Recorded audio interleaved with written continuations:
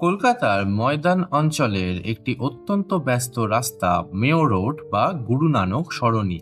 একদিকে জওহরলাল নেহরু রোড ও অন্যদিকে রেড রোডকে সংযোগকারী এই রাস্তাটির নামকরণ করা হয় ভারতের ভাইসরয় লর্ড মেয়োর নামে।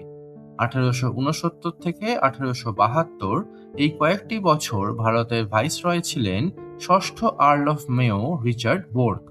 এই সময়ের মধ্যে ভারতের অর্থনৈতিক কাঠামোর উন্নয়নে তিনি একাধিক পদক্ষেপ নেন।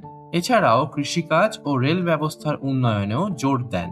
1872 সালে আন্দামানে সফরকালীন তাকে হত্যা করা হয় এবং তাঁরই স্মৃতিতে নামকরণ করা হয় এই রাস্তাটির।